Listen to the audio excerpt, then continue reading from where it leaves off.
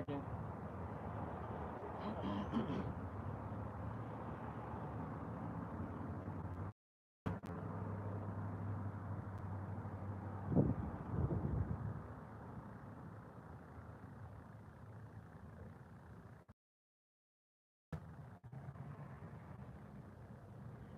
Alright, first and foremost, I'm going to give all praise, honor, and glory to Yahweh, Ba'ashim, Yahushua, Ba'ashim, Rakah, and double honors to the outer bishops and apostles of Great Millstone that taught me this truth.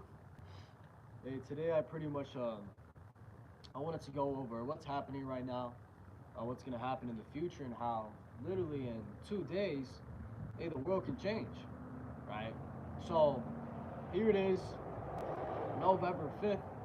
That's when we get the elections, right? You got Kamala versus Trump, right? And the thing is that if you look at it biblically, it doesn't matter who gets elected, because at the end of the day, the prophecies of the Lord Yahweh Ba'ashim Yahushai are all gonna come into effect, right? So Kamala comes into presidency, then the prophecies are still gonna play. If Trump comes in, then he's gonna do something that the prophecies come into play, right? It doesn't matter who gets elected. Right, the thing also is that you have all these people, right, worried, going out there voting, right, getting all riled up, right, thinking that they're making a difference, right, when in reality it's not an election, it's a selection, right, because all those both candidates, right, they've been chosen to be up in that stage, right, to be talking those words, right. It's all a play and it's all an act. Doesn't matter who you vote for. At the end of the day, wherever the elites want to go into, whoever the elites wants to become president is gonna happen, right? Because as it says, the left wing and the right wing, but they're part of the same bird, right? Doesn't matter. So let's actually get that same point, but in the scriptures. So when you go to Revelation chapter 13, I'll start at verse 11. It says, "And I beheld another beast coming up out of the earth, and he had 2 horns like a lamb, and he spake as a dragon." Right? This other beast that came up out of the earth, this is talking about America when you go into it. It says, yeah, 2 horns like a lamb, right? Talking about your left, like I said, left wing and the right wing, right? But they're both part of the same animal, right? Here's talking about the lamb. 2 horns, left wing, left horn, right horn, but part of the same lamb. And so it doesn't matter who you vote for. At the end of the day, both parties are in congruence. At the end of the day, both parties are looking to push a one world government. Right? It's all just literally a play, an act to get the people riled up. It says, "And I beheld another beast coming up out of the earth, and he had 2 horns like a lamb, and he spake as a dragon." Right, going into the way that the way that this government rules, right? Draconian, rules like a dragon, all fierce, power, right? And soon we're really gonna start seeing those draconian laws, right? Which when you go into the dragon, it goes back to Draco, and Draco was an Athenian ruler who, that's where you get the word draconian. He was pretty much a ruler where all types of punishment was max punishment, get put to death. So if you were caught doing murder, you'd get put to death. Same way if you were caught stealing a candy bar, he would put you to death. Right? Those are draconian laws. Every single break in the law has the same consequence. Right? And soon we're gonna start seeing that again. Right? That's why it says in Revelation chapter 12 and verse 12, it says, "Therefore rejoice ye heavens, and ye that dwell in them. Woe to the inhabitants of the earth and of the sea, for the devil is come down unto you, having great wrath, because he knoweth that he hath but a short time." Right? When you go into that word devil, it just means adversary. Right? That's all it means. It's not talking about a spiritual entity that's red and has horns. Right? All of that is made up. Okay. The devil that is talking about here is talking about the Edomites. Right? Those in power right now, the so-called elite. Right? So it's talking about how, this government, they're gonna come down with great wrath because they know that they have but a short time. Right? So, and that's exactly what's starting to unfold right now. Right? This election that we're about to see in a couple of days, it could be the catalyst, it could be the snowball that really starts rolling down the hill, really starts getting all the prophecies unfolding. Because, just the way I see it, right? There's a lot of tension, right? Before it went live, I was watching this video, this TikTok of this one guy, this Jake, brown dude, so-called black Negro. He was going into how he went on a Friday at 1 p.m. to his local gun store to just go get some ammunition, and that shit was like the 4th of July, right? Full of Edomites, right? Buying up weapons, right? Ammunition. He said, well, hey, I don't know what's going on, right? I've been to the gun store in previous elections, and it's never been like this. Which goes to show that the people are riled up, right? The people. I saw another video, right? This woman interviewing all types of people voting for Trump, and they're going into how, hey, if Kamala comes into office, right, she's planning to do this and that and that and this. We're not going to stand for that. Right? If she tries throwing me in a concentration camp, I'm gonna kill people. Right? That's the mindset that these people have nowadays. They're ready to crash out. Right? So, hey, something is in the midst, and in 2 days, it's gonna be something massive. So, let's go back to Revelation 13. Revelation chapter 13, again in verse 11. And I beheld another beast coming up out of the earth, and he had 2 horns like a lamb, and he spake as a dragon. Right, so soon, that beast is going to start speaking as a dragon. Right, no hesitation. It says, and he exerciseth all the power of the first beast before him, and causeth the earth and them which dwell therein to worship the first beast, whose deadly wound was healed. Right, so, and this is talking about how America, as it says, he exerciseth all the power of the first beast before him. Right, what was the first beast before him? Talking about the ancient pagan Roman Empire. Right, America exercises all that power. Okay, America follows the same law, statutes, and regulations. Right, the same thing about the Senate House. Okay, and that all these people come together to elect one person. That goes back to ancient Rome. Right, that's America exercising the power of the first beast. Right, we can actually read that. Let's jump. We can read that in Maccabees, in the Apocrypha.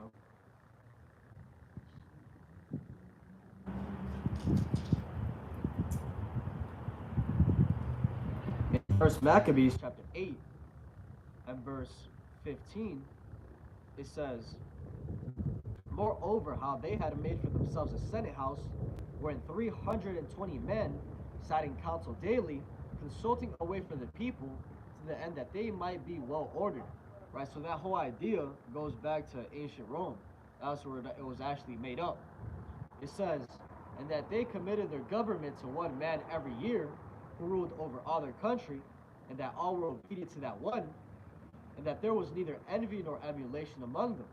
Right, so the whole thing of electing a president goes back to the ancient Greeks and Romans. Right, this is the history of the Maccabees. This is why they took away these books from the Bible. In the modern day Bible, you go to a bookstore, you try to find it, you're not going to find these books. But if you get a 1611 King James Version, you're going to find everything I just read. Right, this is the information that they don't want you to read, because the Apocrypha has all the information of who the so-called Latinos, Native Americans truly are. Right, it talks about in 2nd Ezra 13 about they came over here from their fleeing from the Assyrian captivity. So let's read that again. It says, and that they, right, so this council of 320 men, they committed their government to every man every year, who ruled over all their country, and they all were obedient to that one. Right, back then they were called Caesars, now they're called presidents. But this shows that it's not the people that were voting, right, to choose that one president. It was the councilmen, which shows that it's all behind the scenes. Right, it's not an election, it's a selection. So going back to Revelation 13, so that's all the power, right? This beast, America, is exercising all the power of the first beast, the Roman Empire.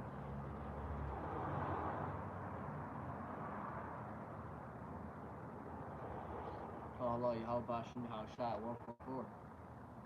And it says, and he exercised all the power of the first beast before him, and causeth the earth and them which dwell therein to worship the first beast, whose deadly wound was healed. Right? Because, hey, that first beast, okay, it had a wound. It fell. Right? The ancient Roman Empire fell. But how did it come back?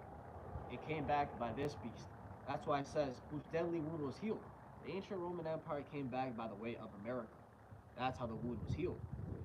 Another point I saw, it says, and causes the earth and them which dwell therein to worship the first beast. Right, so it's not just America, right, pushing this Roman way. Or no, it's not just America pushing the Roman way on Americans. It's America pushing the Roman way, the Greek way, the Edomite way onto the whole world. Okay, onto the whole world. That's why it's called Americanization. It's called Westernization. Right? When you go into the scriptures, it's referred to as the wine, right? The wine of Babylon, which the wine was symbolic for the philosophy. Right? The philosophy here in America is pretty much anti-Hamashiach, okay, antichrist, if you want to put it in English. Okay, completely adverse to what the Most High has ordained. So in Jeremiah chapter 51 and verse 7, it says Babylon, which Babylon's talking about America, if you didn't know that. It says, have been a golden cup in the Lord's hand, that made all the earth drunken. The nations have drunken of her wine, therefore the nations are mad. Right? So Babylon has been a golden cup in the Lord's hand, showing you that, hey, the Lord's the one that's controlling all this. The Lord's the one that is having these people up the wickedness. So when he comes down with that judgment, he's justified. It says, this keeps turning. Let me see if I can put a lock on it. It says, that made all the earth drunken. The nations have drunken of her wine, therefore the nations are mad. Right? So, hey, America has made all the nations drunk with her wine. Talk about the philosophy. Right? Let's talk about pushing the American way, Westernization. Right? It says that the nations have drunken of the wine. Right? These nations have become Americanized, and it says that the nations, therefore, the nations are mad. Right? The nations are mad that they have to follow the American way.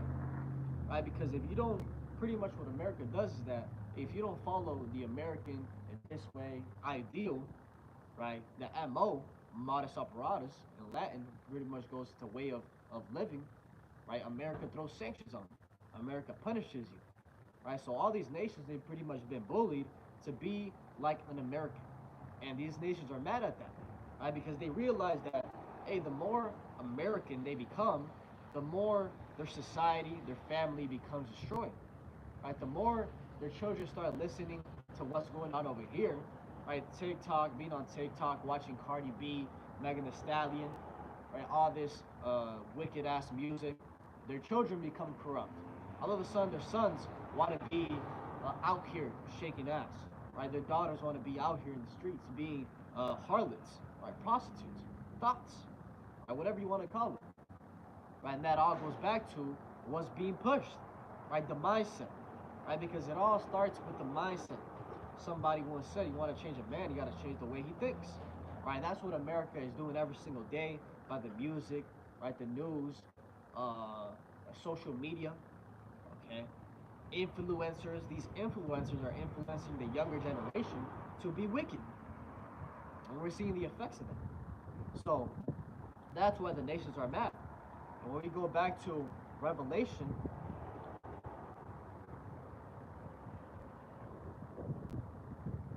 right, I'm going to keep on reading a little bit. It says, Babylon is suddenly fallen and destroyed. How for her, take balm for her pain, if so she may be healed. We would have healed Babylon, but she is not healed. Forsake her, and let us go everyone into his own country, for her judgment reacheth unto heaven, and is lifted up even to the skies. Right, so talking about how Babylon is suddenly, right, everything fell. Right, as it says in Thessalonians, when they shall say peace and safety, then shall sudden destruction come. Right, so suddenly everything is going to just drop. Right, and from there, everything's going to just start getting worse and worse and worse. And it says we would have healed Babylon, but Babylon is not healed. Right, so going that, hey, if somebody could heal Babylon, America, we will do it. Right, they're going to try to heal this place, but it's not possible. No matter what president comes in, whether Trump, Kamala, whatever laws, legislations, policies they pass, nothing is going to get this place back to what it was in the so-called glory days of the 60s and 50s and 70s. It's not going to get back to that place because this place is prophesied to be destroyed, specifically by nuclear missiles. So, going back to Revelation chapter 13, and verse 12 we were at, it says, and exerciseth all the power of the first beast before him, and causeth the earth and them which dwell therein to worship the first beast, whose deadly wound was he. Right, so that's what we're seeing right now. Right, this beast, America, has caused the entire earth to be like the ancient Roman Empire. Right, and these nations hate it. Right, that's why a couple of days ago, right, you have Iran talking about how if these Zionist regime and the United States of America keep on this bullshit, and we're gonna have to attack them.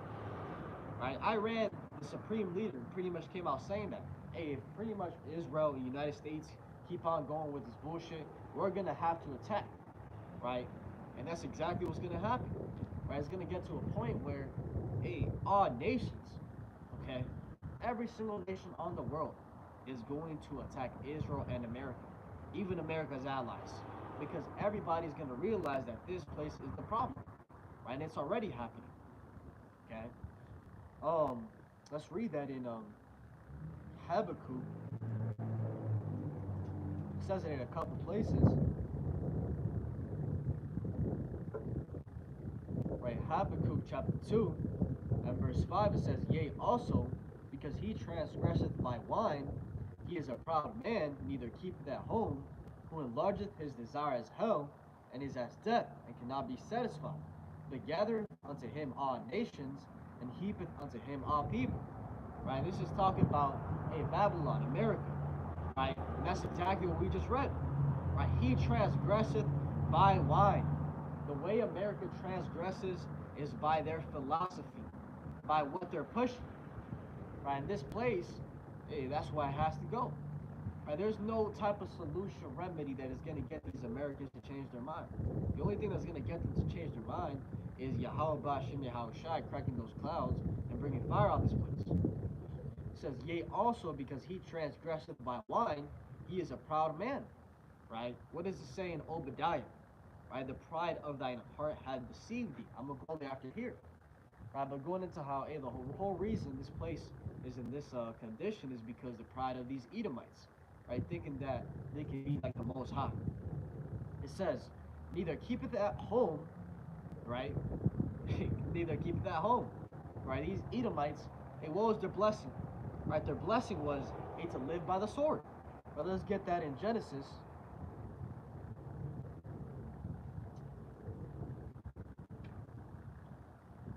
Get that in Genesis, the blessing. Right, in Genesis chapter 27 and verse 40, when you go into the blessing that Isaac gave Jacob and Isaac gave to Esau, it goes into how the blessing Esau had was to have the fatness of the earth, which that prophecy is playing out now. Since the Edomites are in power, they have the best of the entire world. And verse 40, and by thy sword shalt thou live, and shalt serve thy brother, and it shall come to pass when thou shalt have the dominion, that thou shalt break his yoke from off thy neck. Right, so that's the key point, is that it says that the blessing of the Edomites, so-called white people, was going to be to live by the sword. Okay, that's the only way they're going to know how to do things, is to live by the sword. It's to take, right? It's to murder, right? Rob, conquer. That's all they know how to do. They don't know how to have peace, right? That's why when you look at all the history of America, the 250 years we've been here, 230 some years we've been in war, because that's all they know how to do. So going back to Habakkuk chapter 2 and verse 5, it says, either keepeth at home, right? It has to be constantly out here doing some, who enlargeth his desire as hell, and is as death, and cannot be satisfied, but gathereth unto him all nations, and heapeth unto him all people. Shall not all these take up a parable against him, and a taunting proverb against him, and say, woe to him that increaseth that which is not his, how long? And to him that ladeth himself with thick clay. Right, so hey, all these nations, right, they're going to have that proverb against America. Right, woe, which woe means destruction. Destruction to him that taketh that is not his. Right, and to him that ladeth himself with thick clay. Now, when you go into that word thick clay in the Hebrew, It goes into the Hebrew word ibatia, which means heavy debts, right? Heavy debts, weight of pleasures, which that's exactly what we see. Right, America is standing at like a 34 trillion debt. Right, that's the prophecy playing out. Right, constantly taking, and none of that is ever going to be repaid. Right, that's just an imaginary number. When you actually go into the history of where the currency came from, it was took off the gold standard by Nixon, and from then it's pretty much been a time bomb of the dollar, right? The end of the dollar, right? Because it's not backed by anything. So here it is, we see 34 trillion in debt, 35, 36. That eventually is going to drop because it's not backed by currency. So that's the prophecy in Habakkuk taking place, as it says. Woe to him that increaseth that which is not his, how long? And to him that ladeth himself with thick clay. Shall they not rise up suddenly that shall bite thee, and awake that shall vex thee? And thou shalt be for booties unto them. And booties mean spoils. It says, because thou hast spoiled many nations, all the remnant of the people shall spoil thee, because of men's blood, and for the violence of the land of the city, and of all that dwell therein. Right? So, hey, all this is going to happen, right? Because America has spoiled many nations, has destroyed many nations. Right? And also, because of men's blood, and for the violence of the land, of the city, and of all that dwell therein. Right? So, hey, they're going to have to pay for the violence of this land. Right? What they did to take this land, how they destroyed the northern kingdom, right? The Israelites, right? Coming over here, right? And just destroying for no reason, living by the sword, right? Which all that is heavily documented, right? About how, and they came over here from Europe, so-called Europe, right? They came over here from Europe, and what they do, right? They wrote on a piece of paper and said, this land is ours, even though it's inhabited by so-called indigenous Latinos. They came over here, showed on a piece of paper that they couldn't even read, and said, this land is ours, we're going to take it. And if you don't comply with us, we are going to kill you. That's wicked as fuck. Right? That's exactly what they did. For the violence of the land, of the city, and of all that dwell therein, destruction is going to come upon this place. Right? By everybody. Right? When you go into Obadiah, let's get that whole chapter talking about the Edomites. Obadiah chapter 1 and verse 1, it says, the vision of Obadiah, thus saith Yahweh, concerning Edom. We have heard a rumor from Yahweh, and the ambassador said among the heathen, arise ye, and let us rise up against her in battle. Right? So, hey, this whole chapter is talking about the Edomites, which are the so-called white people. It says, behold, I have made thee small among the heathen, thou art greatly despised. The pride, right, like I said earlier, the pride of thine heart hath deceived thee. Thou that dwellest in the clefts of the rock, whose habitation is high, that saith in his heart, who shall bring me down to the ground? Right, so, right there, it also shows you where they come from. Thou that dwellest in the clefts of the rock. Why do you think they're called Caucasian? Because they came from the Caucasus Mountains. Why do you think, hey, where was their habitation? Right? Mount Seir, Petra Jordan. Okay, you go over there, it's all rocky, it's all caves. That's their original natural habitat. I actually saw a video of some Edomite, how he was exploring all of Mount Seir. Mount Seir is over there in Petra Jordan. He was seeing the architecture, right? You can see the pillars, right, with the triangle on top, right? Imagine the White House. All that architecture goes back to those Edomites. They still have that architecture over there, right? Which shows their true identity. But he was going through all these buildings, these rocks, and these caves, like, oh, how so beautiful, right? Feel at home. The reason he said that is because that's where he goes back to, right? That's where they feel at home, is in those rocks. But it says, whose habitation is high, that saith in his heart, who shall bring me down to the ground? Though thou exalt thyself as the eagle, right? These Edomites, they exalt themselves as the eagle. That's been their original symbol. You look at the Greeks and the currency they had, right? Same. They had the Caesar on the front and on the back. Who they have? The eagle. The Romans, the same thing. Caesar on the back, the eagle. America, president on the front, on the back, the eagle. Okay, it's a identifying marker. It says, though thou exalt thyself as the eagle, and though thou set thy nest, and also another thing it says the eagle is because the eagle is the highest flying bird in the sky, which goes to show that pride. It says, and though thou set thy nest among the stars, thence will I bring thee down, saith Yahweh. Right, so going into where they set their nest, right, all these satellites up in the skies in the heavens, okay, all these skyscrapers touching the clouds. The Lord is going to throw all of that down. When Yahushua comes back, okay, in the kingdom of heaven, the Israelites ruling, there's not going to be those satellites in the heavens. None of that shit. Right? It's going to be a new earth and a new heaven, which means refreshed. Everything is going to be refreshed. Because, hey, we're living in a wicked society. Right, here it is. And the Lord, when you look at the law, statutes, and commandments, the 613 laws, everything is beneficial. Right? And one of the laws was that every 7th year, there would be a land Sabbath. Right? So nobody would plant, nobody would touch the earth. Right? The earth was just supposed to do its thing to regenerate, right? To rest. And here it is, Esau Edom. He doesn't follow none of those laws. Right? He's been a fracking, taking oil, petroleum, gold, silver out of the earth non-stop. Right? He doesn't give the earth a rest. So, soon to come, we're going to get back to that natural order. We're going to take all that pollution bullshit out of the air. All these chemtrails, all the fluoride in the water, which literally calcifies your pineal gland. Hey, I was watching another video about how wicked these elites are. How when you go into, it's a whole mastermind plan about pretty much calcifying your pineal gland.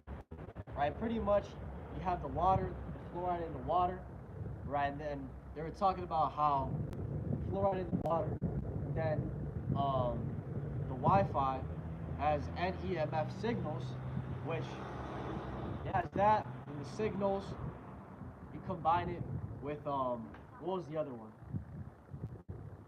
The signals, the aluminum in the air, and, there's one more.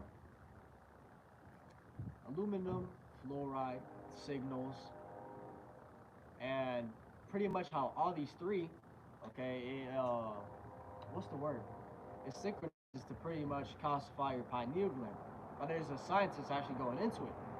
And he said his conclusion came that, hey, either this is a massive coincidence, or there's some very high intelligent scientists who plan this out and are very sinister, right? Evil, which that's exactly what's going on. So, we're living in a wicked society, man. Wicked. The earth is ram. Job chapter 9 and verse 24. The earth is given into the hand of the wicked. That's what we're seeing right now. And that started ever since the Greeks. They came into power. So we're in Obadiah chapter 1 and verse 4. It says, though thou exalt thyself as the eagle, and though thou set thy nest among the stars, thence will I bring thee down, saith Yahweh. If thieves came to thee, if robbers by night, how art thou cut off? Would they not have stolen till they had enough? If the grape gatherers came to thee, would they not leave some grapes? How are the things of Esau searched out? How are his hidden things sought up? And we're seeing that right now. Right, all the hidden things, right, everything Esau has tried to hide is being resurfaced. Right, one of their major lies and deceptions that they've pushed on the entire world is hiding who they truly are. Right, hiding that they are the biblical Edomites. Right, but now all of that is being resurfaced. Right, all that information is coming out. Right, the artifacts, like I was saying, you go to the original habitation in Mount Seir, Petra, Jordan, and you can see the architecture. You can see how the way that they build, right? How there is those pillars, right, with the triangle on top of the pillars, the same way in the White House. And it goes to show there's only one group of people that build that way, and it's the Edomites, right? You go into the prophecies, right? That's another way of identifying who the Edomites are. Right? It says in 2nd Ezra chapter 6 and verse 9, Esau is the end of the world, and Jacob's the beginning of it that follow it, right? So if you had the understanding, right, you could understand that before Jacob rules, which is talking about the Israelites, Esau would be ruling, right? So give me a second.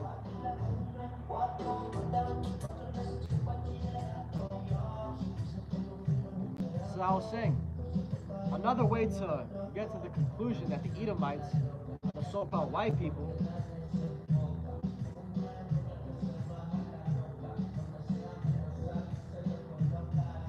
Let me wait for this car to pass by.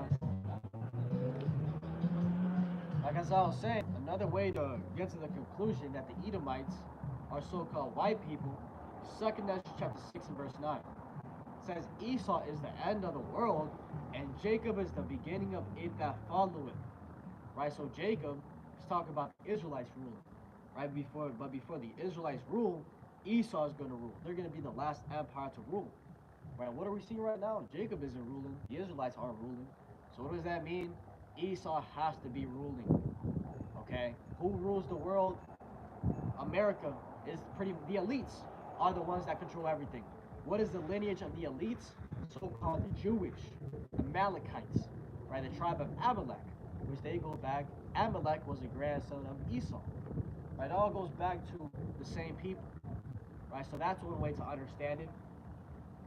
Another way to understand it, you go into Jeremiah chapter 50 and Jeremiah chapter 49. Right, in Jeremiah chapter 50, it talks about, let's actually just go into that right now. In Jeremiah chapter 50,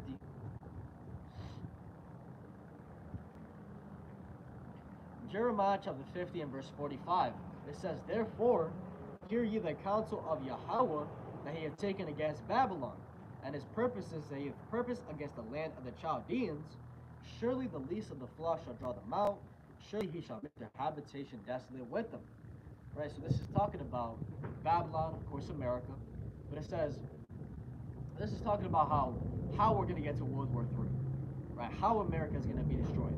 It's all going to happen by the least of the flock, right? Which that's what we're seeing right now, right? The least of the flock is talking about those Israelis, the Jewish, right? Those least of the flock are going to be the ones that get everything riled up. Right? It's going to start from, it was starting from Israel against Palestine, Hamas. Then it's elevated to Israel against Lebanon. Right? They've been bombing back and forth over and over again. Now it's gotten to the point of Israel against Iran. Okay, and this is where we get the real escalation. Who's backing Iran? Russia. Who's backing Israel? America. And that's how you get America against Russia. Which everything, how it says that the least of the flock drawing them out is happening right now. Okay? So it says, surely he shall make their habitation desolate with them. Right? Because, hey, the least of the flock, hey, Israel, that whole land mass is going to get absolutely destroyed. Right? It's going to get wiped off. Missiles. Okay? And, hey, by that happening, hey, America is going to get involved too. And they also are going to get wiped off. It says, at the noise of the taking of Babylon, the earth is moved, and the cry is heard among the nations. Right? So, hey, what's going to make Babylon move? Okay, shake, that great noise, those nuclear missiles. So, that was the explanation of those scriptures. But now to prove that this is talking about, hey, the so-called white people are the Edomites. Now, when I read this, when you go into these verses, you got to look at the sentence structure. It says, therefore hear ye the counsel of the Lord that he had taken against Babylon. Now, when you go into Jeremiah chapter 49 and verse 20, it says, therefore hear ye the counsel of Yahweh that he had taken against Edom, and his purposes that he hath purposed against the inhabitants of Teman. Surely the least of the flock shall draw them out, surely he shall make their habitations desolate with them. The earth is moved at the noise of their fall, at the cry the noise thereof was heard in the Red Sea. Right, so in one scripture you have it talking about Babylon, and the other scripture you have it calling it Edom. Now which shows that they're synonymous. Right? Edom and Babylon are synonymous, which shows that the people that rule Babylon, the great America, are the Edomites. And who is ruling right now? so-called white man. So there you go. That's the understanding, one of the ways to get to the understanding. The point that we went on a tangent of this was going into the fact that, hey, the hidden things of Esau are searched out. And that's one of their greatest mysteries. One of their greatest lies and deceptions is saying that they are the Edomites and that they actually are the Israelites. Like complete deception. So we're in verse 6 in Obadiah. It says, how are the things of Esau searched out?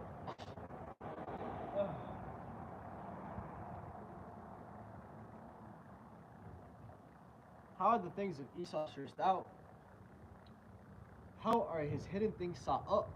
All the men of thy confederacy have brought thee even to the border. The men that were at peace with thee have deceived thee and prevailed against thee, that they eat thy bread have laid a wound under thee. There is no understanding in him. Right, so that's the whole point I was getting to, is that hey, there's gonna get a point where all of America's allies are gonna turn at this place, are gonna turn upon this place, and they have us leave a serious wound upon this place. Right, as it says once again, all the men of thy confederacy have brought thee even to the border. The men that were at peace with thee have deceived thee and prevailed against thee. They that eat thy bread have laid a wound under thee. There is none understanding in him. Right, so it goes back to the nations being mad with the wine, the philosophy. Everybody, even America's allies, I keep on repeating it, everybody in the world is going to realize that America and Israel are the problem, and they're going to shoot missiles on this place. Even America's allies. Let's get that in Revelation chapter 17. I need to actually do a recap on Revelation 17. It's been literally over a year since I touched it, but there's a lot of information, a lot of power in that chapter. But Revelation chapter 17 and verse 16 says, and the 10 horns. Now when you go and read Revelation, and it talks about the beast with the 7 heads and the 10 horns, right? The beast with the 7 heads and the 10 horns, the 7 heads is talking about, or the beast is talking about ultimately the Roman Empire, right? But the 7 heads is talking about the 7 major empires of the Edomites, right? You had the Germania Major, Germania Minor, you had the British, you had the French, you had the Spanish, you had I have to do a recap on it, but I think the English, and there's one more. French, Spanish, British, Germania Major, Germania Minor, and there's 2 more in there that I don't remember. If you search up on Google, actually, beast with 7 heads and 10 horns, the GMS, you'll find the chart, the understanding. But the point is that the 10 heads, or the 10 horns, is talking about NATO and EU. Okay? That's what it's talking about. It was a prophecy that came in the future, not in the time of the Roman Empire. Okay? Because NATO and EU started with 10 countries. So, it started with 10, but now it's like 100 something, 80 something. You know, it's evolved, but it all started with 10. But it says, and the 10 horns, talking about NATO and EU, which thou sawest upon the beast, these shall hate the whore talking about Babylon, the great America, and shall make her desolate and naked, and shall eat her flesh, and burn her with fire. For God hath put in their hearts to fulfill his will, and to agree and give their kingdom unto the beast, until the words of God shall be fulfilled. And the woman which thou sawest is that great city, which reigneth over the kings of the earth. Right, so that whore. Right, the point, those 10 horns, they're gonna send fire upon that woman, that whore. Talking about America. So the same point, America, everyone is gonna shoot missiles upon this place. Okay, and what we were talking about earlier about America is the one controlling everything. It says it right here. And the woman which thou sawest is that great city, which reigneth over the kings of the earth. If you don't get in the American way, America punishes you, sanctions you. So it says this also going into in Isaiah 14.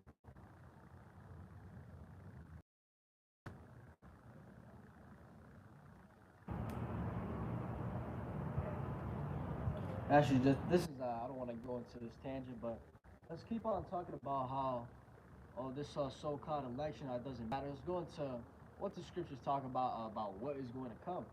So a Second Ezra 15, Second Ezra 16. Let's just rip all that. So Second Ezra chapter 15 and verse 1 it says, "Behold, speak thou in the ears of my people the words of prophecy, which I will put in thy mouth, saith Yahweh." Right, and that's what the 144,000 are doing worldwide. Right, we're proclaiming this word, okay, telling the nations, the heathens, the elect, the 2/3, everybody, the prophecies of the Lord, what is soon going to happen. Right, and we understand that not everybody is going to even listen. Right, it says that 2/3 of the nation of Israel, so-called Latinos, Negroes, Native Americans, they're going to be destroyed. They're the wicked. They're not supposed to hear. But it does say that in that day, then shall they know that our prophet hath been among them. When all these things come to pass, lo, it will come, as it says, then shall they know that our prophet hath been among them. Right, so soon these people are going to realize that, hey, everything we've been saying, everything that the Bible says is not a joke. Right? It's happening real time. It says, "And cause them to be written in paper, for they are faithful and true. Fear not the imaginations against thee, let not the incredulity of them trouble thee, and that speak against thee. For all the unfaithful shall die in their unfaithfulness." Right? So, hey, let not the incredulity of them trouble thee that speak against thee. Right? Don't let the unbelief of others sway you pretty much. Right? Because all the unfaithful are going to die in their unfaithfulness. Right? Once you understand that, hey, the Lord has literally made people, He is the one that controls everything. And He's made certain people not believe, and you understand that you can't change nothing. If somebody is not getting it, it's because the Lord has blocked them. If somebody's not getting it, no matter how perfectly I break down these scriptures, if the Lord doesn't want them to get it, they're not going to get it. Right? It literally says in another scripture that, hey, the 2/3, they were born in vain. Right? Those that ain't part of the elect, the Lord says that they were born in vain. Right? Because they're just walking this earth to be destroyed. In 2 Ezra chapter 9,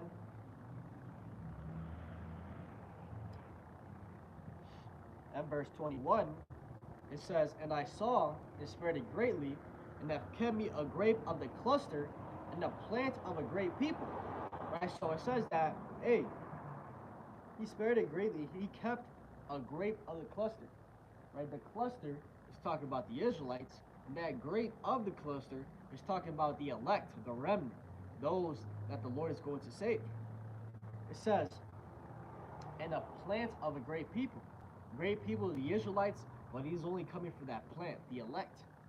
It says, "Nevertheless," it says, "Let the multitude perish then, which was born in vain, and let my grape be kept, and my plant, for with great labor have I made it perfect."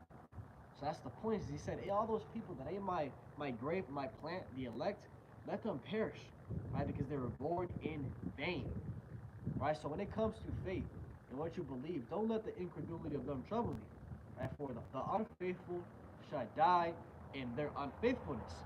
Verse 5, "Behold, saith the Lord Yahweh, I will bring plagues upon the world, the sword, famine, death, and destruction." Right? And hey, we're starting to see all that right now. And we're seeing the sword, we're seeing rumors of wars, we're seeing death, we're seeing destruction. The only thing we haven't seen on a massive scale is famine. Okay, and that's what's gonna really get the people to start moving. Is famine.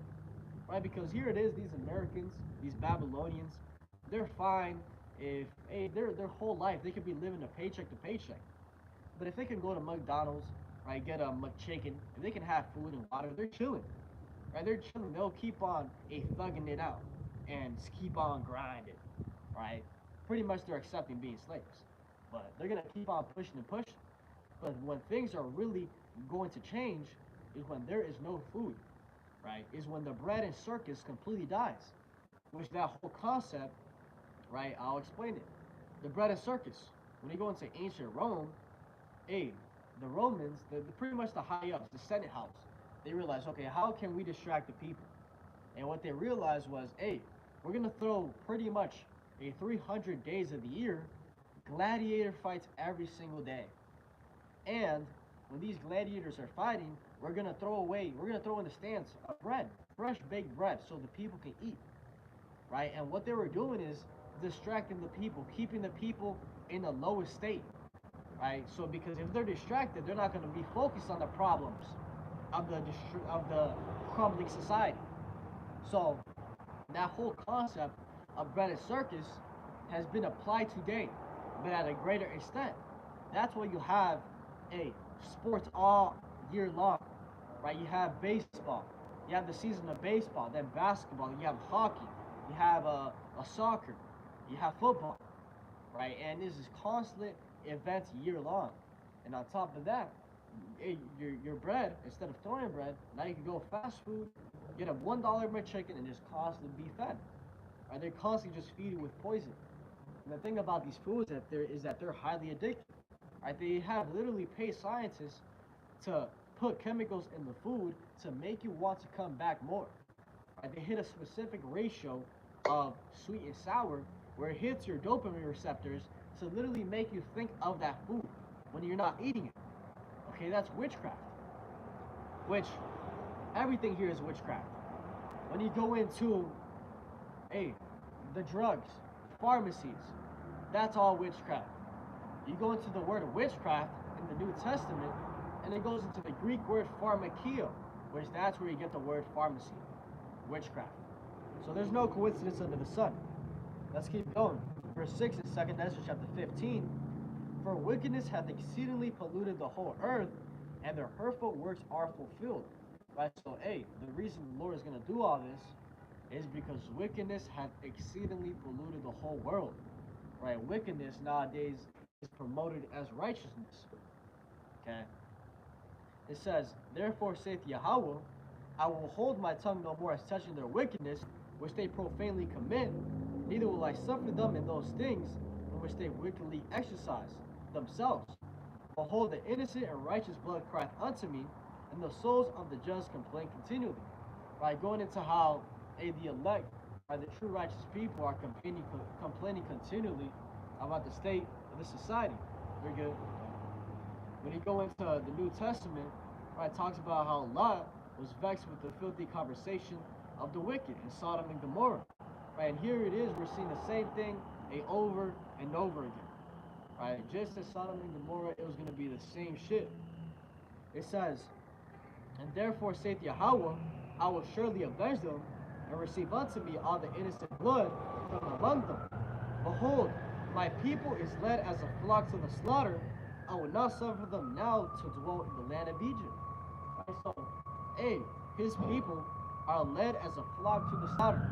Right, here it is in Egypt, America. Let's talk about America. Every single day we're destroyed. Whether it's the water, whether it's the air, whether it's the food, whether it's the curriculum, right? The philosophy, the mindset they push, everything is meant to destroy you. It says, But I will bring them with a mighty hand and a stretched out arm, and smite Egypt with plagues as before. Let me see. And will destroy all the land thereof. Right? So, the same way he did it in ancient Egypt, talks about how he's going to do it again. Right? You go read about the 10 plagues, right? Everything is going to happen again, but worse. Right? It says in Daniel chapter 12 and verse 1, there's going to be a time like never before seen. It says, Egypt shall mourn, and the foundation of it shall be smitten with plague and punishment that God shall bring upon it. They that till the ground shall mourn, for their seeds shall fill through the blasting and hail with a fearful consolation. Woe to the world and them that dwell therein, for the sword and their destruction draweth nigh, and one people shall stand up and fight against another, and swords in their hands. For there shall be sedition among men, and invading one another. They shall not regard their kings nor princes, and the course of their actions shall stand in their power. Right? So it's going to get to that point where sedition, right? Sedition means people coming against the government. Right? It's going to get to the point of, as it says, right? And the course of their actions shall stand in their power. Right? People doing whatever they want to do. People not regarding what the president says, what the mayor says, right? What their senator says. People are going to be out here living it up, doing whatever they want to do. Okay? No regard. It's going to be a survival of the fittest type society. Right? And the thing is that even in the midst of all this chaos, like I said, people doing whatever they want to do. I watched 2 videos. I had a brother tell me about a dream, and I saw a video of this woman talking about the same thing, about how they saw society completely collapsing, but there were still bars open, but there were still people going to clubs, right, living it up. The reason is because people are not going to want to leave Babylon. They're going to want to hold on to whatever is left of the glory days. They're not going to want to accept that this place is going down. They're going to be doing whatever they want to do. They'd rather just live in, as people say nowadays, right? Ignorance is bliss. They'd rather be ignorant to actually understand what's going on.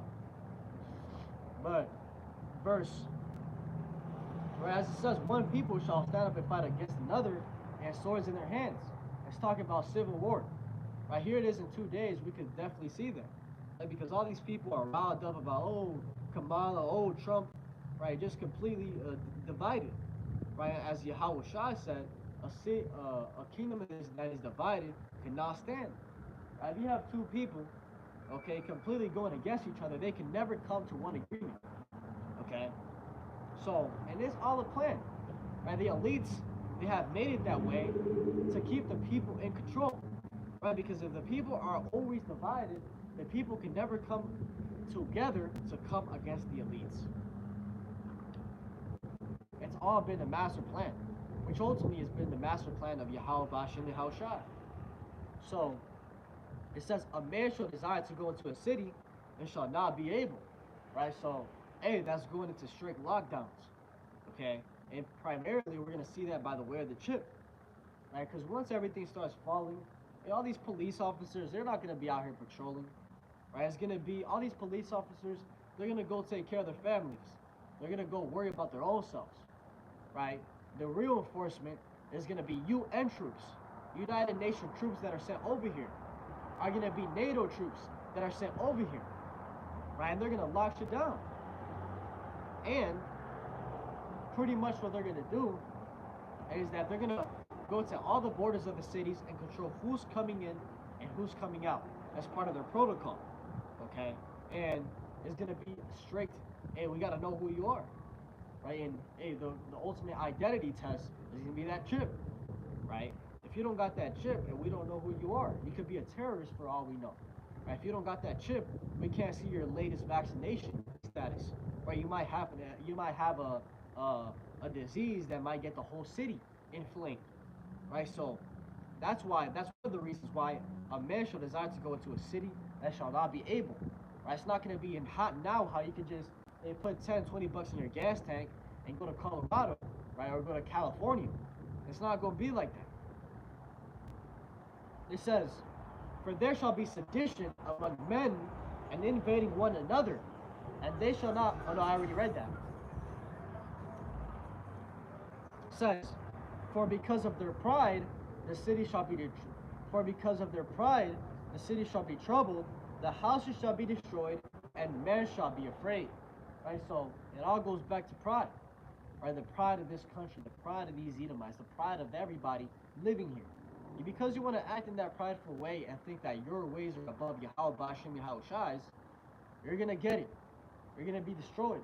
And it's gonna be so bad that it says that men shall be afraid. Right? Grown men.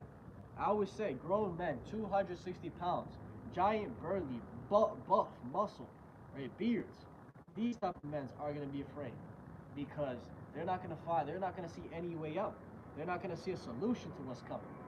The only solution to what's coming in the world is going to be having faith in Yahweh Bashem Yahweh Shai.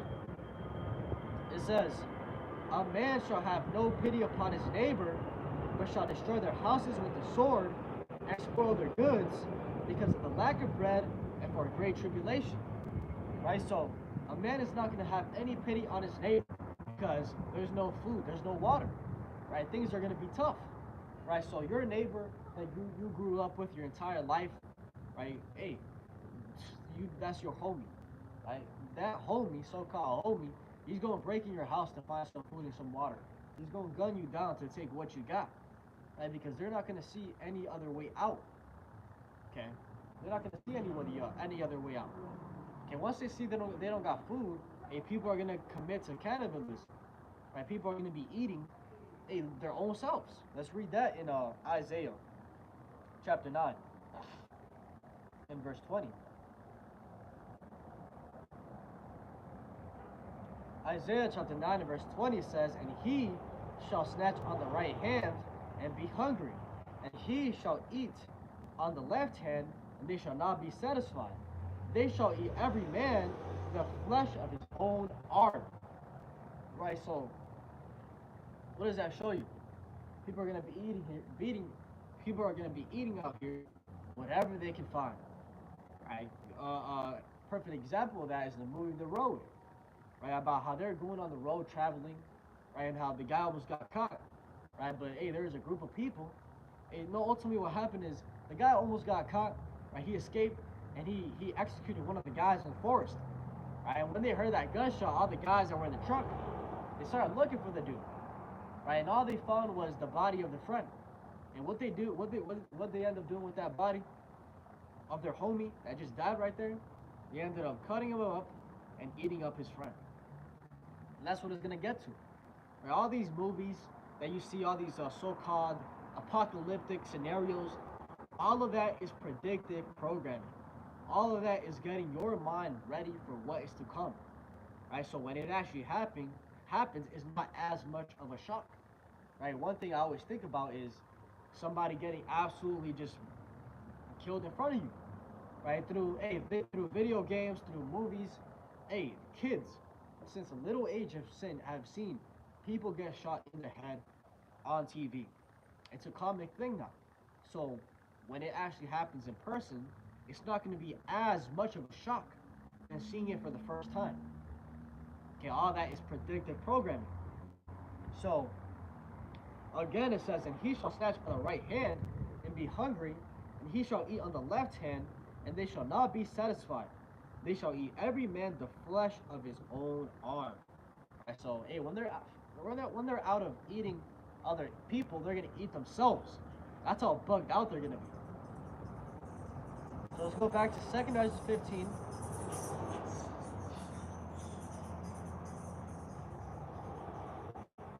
Second Ezra chapter 15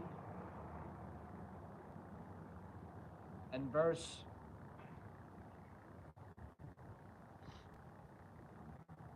'So you read that.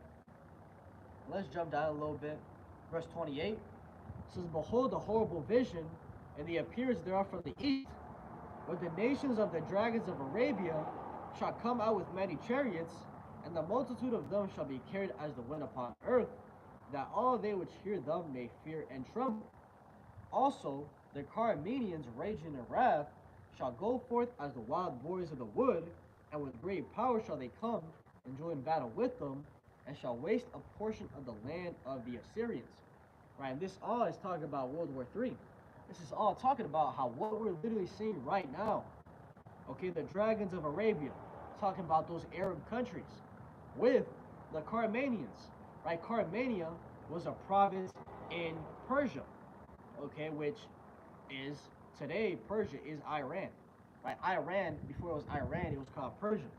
Right, so when it's talking about Carmenia, it's talking about the Iranians, which literally, like I was saying earlier, these Iranians are talking about they've already shot directly on Israel, but talking about an even worse attack is coming. It's the prophecy.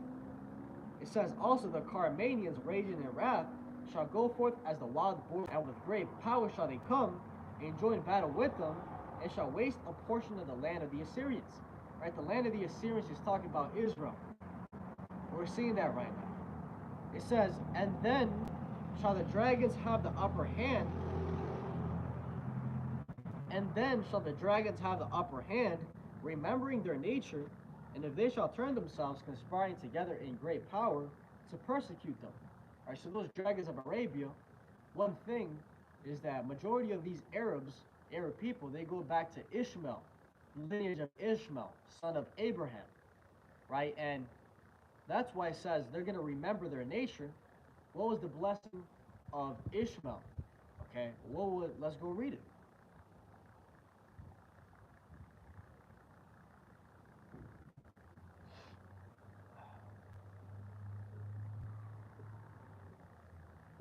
Right, Genesis chapter 16 and verse 11, it says, and the angel of Yahweh said unto her, behold, thou art with child, and shalt bear a son, and shalt call his name Ishmael, because Yahweh hath heard thy affliction. And this is the point. And he will be a wild man. His hand will be against every man, and every man's hand against him. And he shall dwell in the presence of all his brethren. So, when it talks about how the dragons of Arabia, these Ishmaelites, are going to remember their nature, it's talking about how they're going to come back to that wild man mentality, okay, to being against everybody. Okay, that's what it's going to get to. And you can see it already in their mentality, right? These Arabs, they go hard. They go hard, okay, on that Islam. They go hard on their Allah and just going around the cube, right? They're really what's the word? They really get down with their gods, man. They really fully believe that their gods are the real gods, that Muhammad is a prophet and all this bullshit, right? They really believe that, not knowing that's a false ideology, right? The Quran is literally pretty much a rip-off of the Bible, right? And the Quran, Islam, actually goes back to the Roman Catholic Church. So going back to 2nd Ezra 15, actually I think the point has been established. 2nd Ezra 15. Let's get 2nd Ezra 16. So 2nd Ezra chapter 16 and verse 1, it says, woe be unto thee, Babylon and Asia, woe be unto thee, Egypt and Syria. Gird up yourselves with cloths of sack and hair, bewail your children, and be sorry, for your destruction is at hand. A sword is sent upon you, and who may turn it back? A fire is sent among you, and who may quench it? Plagues are sent unto you, and what is he that may drive them away?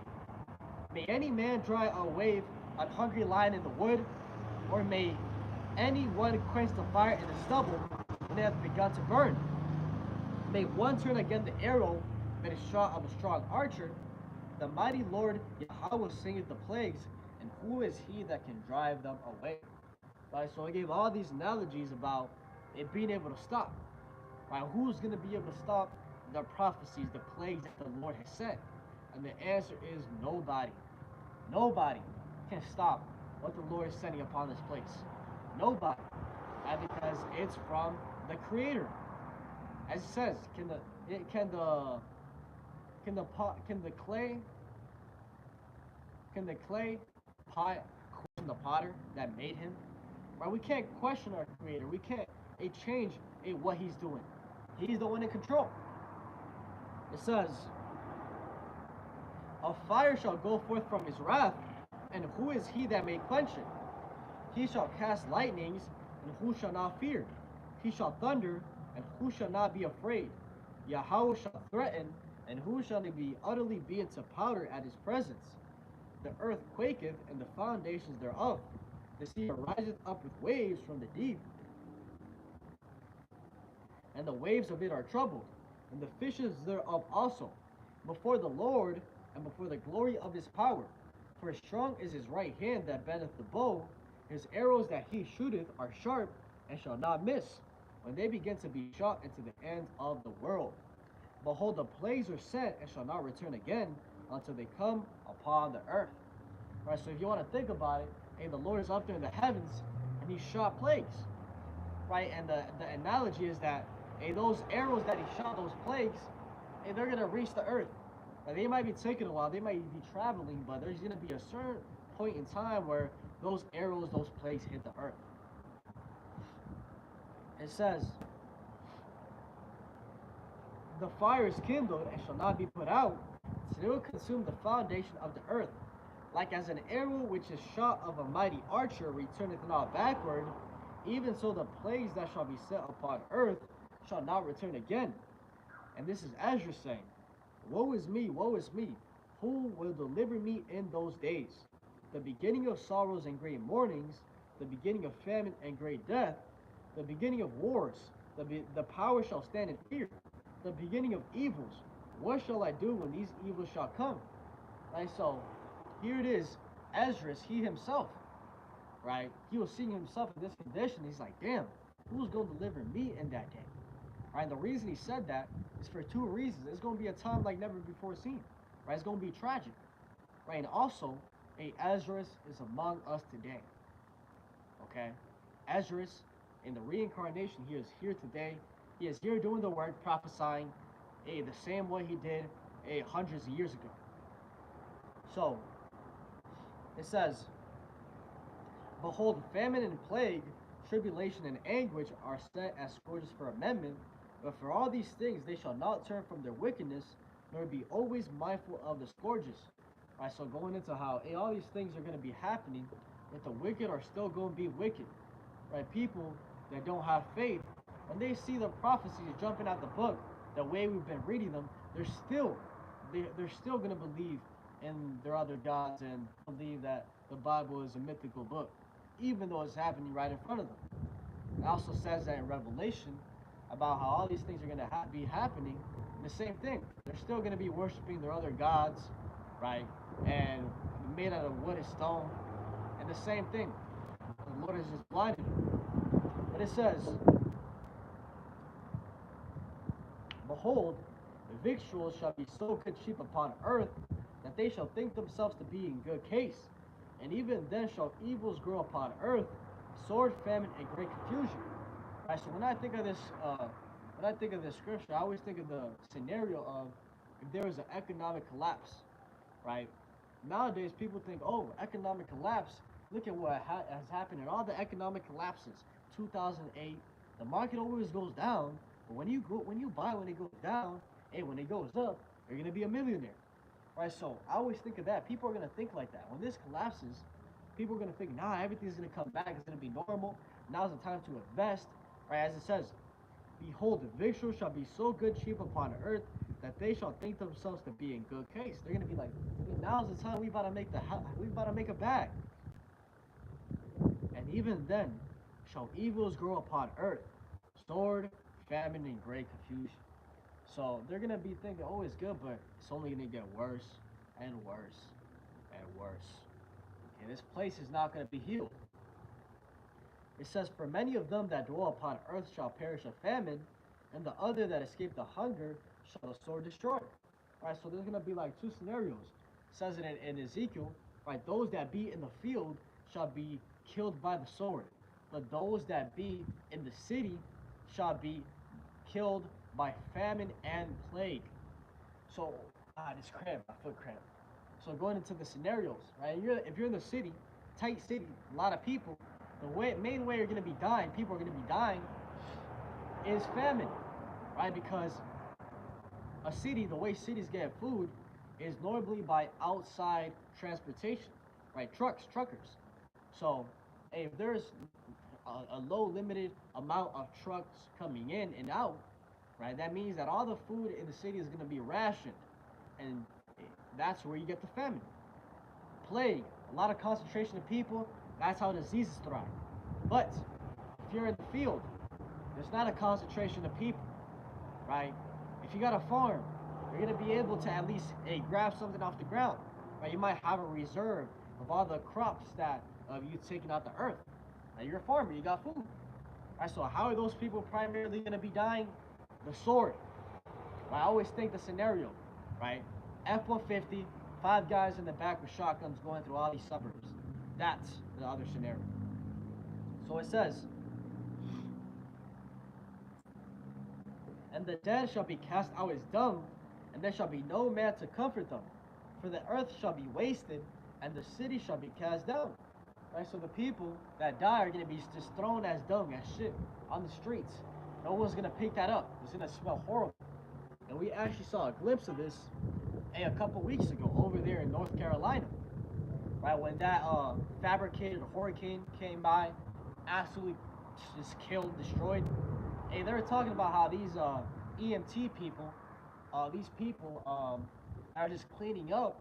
Hey, they literally had bags and bags of just dead people, truckloads. But they just throw people over. That's the same way it's gonna be, but even worse. It says there shall be no man left until the earth, and to sow it. The trees shall get fruit, and who shall gather them? The grapes shall ripen, and who shall tread them?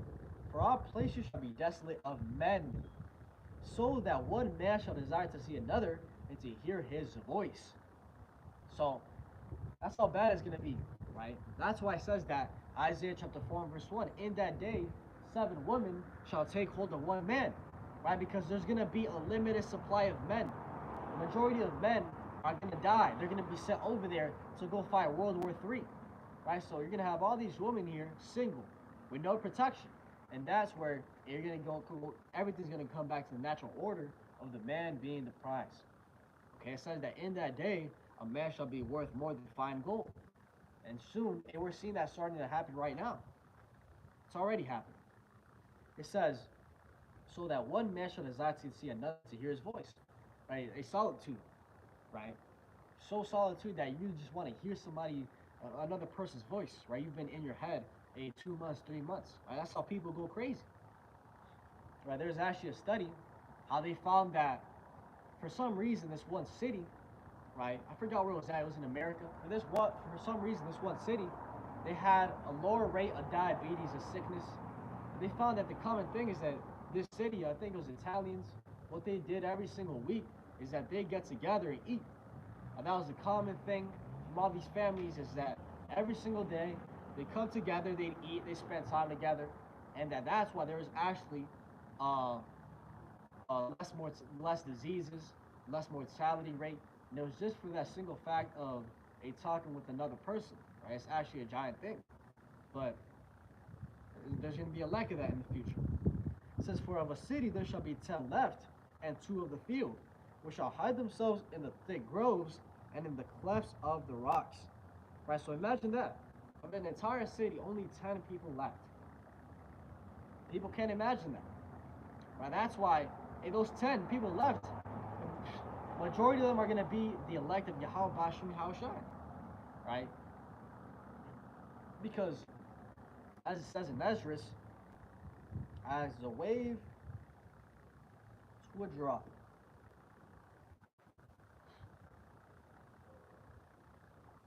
Second Esdras chapter 9 and verse 15, that said, I have said before and now do speak, and will speak it also hereafter, that there be many more of them which perish than of them which shall be saved, like as a wave is greater than a drop. Right? So, hey, there's going to be more people out here perishing, dying, than those that are saved. Right? It's going to be a terrible time. Right? As it says in Luke chapter 12, I think it's verse 49. See if I got my scriptures on point. It says in Luke chapter 12 and verse 49, in the red letter, Yahushua speaking, I am come to send fire on the earth, and what will I if it be already kindled? The Lord is coming to destroy, to send fire on the earth, but what will he if it's already kindled, if this place is already on fire? Showing you that it's going to be bad when Yahushua comes back, right? A lot of people believe, oh, there's going to be a rapture. They're going to be able to escape all the hardships of what's coming of the end. That's not true. Everybody's going to have to go through it. Again, I am come to send fire on the earth, and what will I if it be already kindled? The world is already going to be on fire. And if you don't got Yahweh Bashim Yahushai, you are fucked. You're going to die. The Lord is only coming back to save 1/3 of his people and destroy 2/3. And if you ain't part of the 1/3 and you're in America, you are going to die. It's that simple. If you don't repent, convert, become a new creature in Yahweh Shai HaMashiach, you are going to die. So I'll leave it at that. Hope this is edifying. Another cap week in and week out. with that, I give all praise, honor, and glory to Yahweh, Ba'ashim, Yahushua, Ba'ashim, Makah, double honors to the elder bishops and apostles of Great Millstone at time of this truth. Shalom to you, like Shalom.